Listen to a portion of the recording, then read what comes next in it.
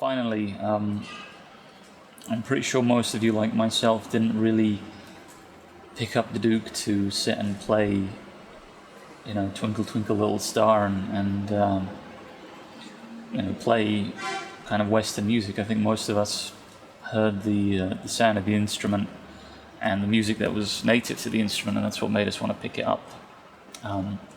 So let's try playing one of the scales that is used in the music of the Middle East and Armenia and other neighboring countries. Okay? The scale we're going to play goes by many names, but in the country I'm in, it's called Hijaz. Okay? This is kind of the same as a Phrygian dominant scale, although the second and kind of third note of the scale are slightly differently tuned than they would be in the West. The second note can either be slightly sharper or slightly flatter, and the third note can be either slightly flatter or slightly sharper depending on the region you're in. Okay. Let's not worry about that now then. Let's just learn how to play this kind of Eastern sounding scale and just learn how to practice it. Okay. Now, if you were to see this in notation, like traditional Armenian notation, it would be notated starting from a D, which is actually the right note that you would start that scale on here in this country. But the Duduk is actually treated as a transposed instrument, so that D, or that ray, if we will, of the scale is actually a B. Because you think of this as tuned to a scale, then that means technically the A is Do, then the B is actually Re. So in notation it's a D, but we're actually playing a B, so it's actually transposed down by a minor third. Okay. If you're not really into kind of musical terminology, then I won't worry about this. Let's just stick with learning how to play the scale. Okay.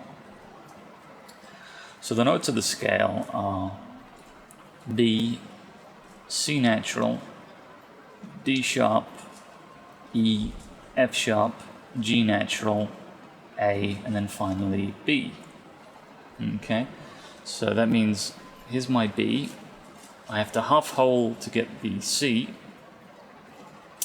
and kind of the scale kind of works really well on Duduk now, because obviously if I lift off this finger, that's going to give me the wrong note. So I keep this finger and I actually half hole with the next finger to get the D sharp.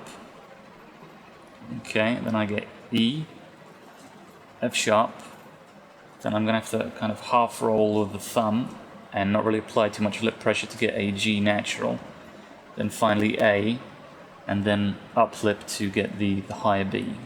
Okay, so here we go. Nice and slow.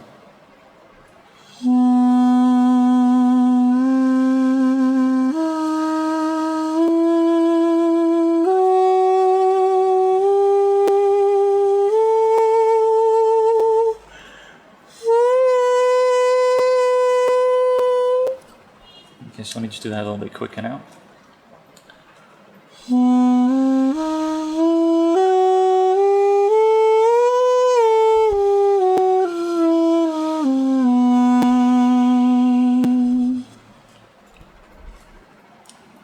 Now, a good exercise for playing this scale is to really just kind of work on the first few notes, because they're the ones that are going to give you more difficulty. Now, when we half hold, you will have noticed that the note seems kind of weak, so we actually need to use more air pressure when we do the half holing.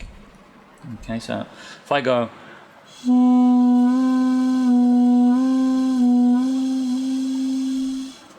the note really isn't that clear, it's kind of muffled, so I need to kind of blow just a little bit harder and have a bit more pressure from the diaphragm.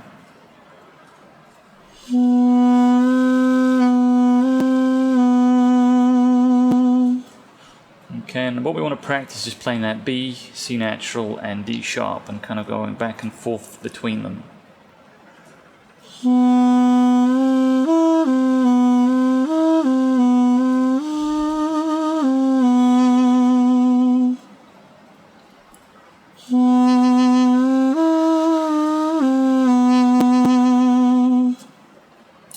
watch the kind of tuning there. Make sure you don't go too sharp like I did just now.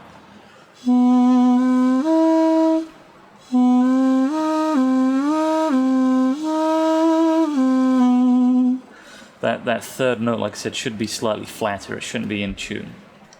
Okay, so it shouldn't be quite a D sharp. It should be slightly flatter.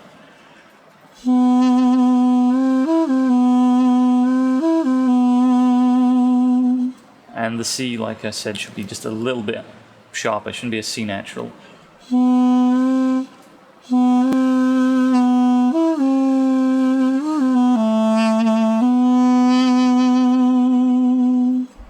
Okay.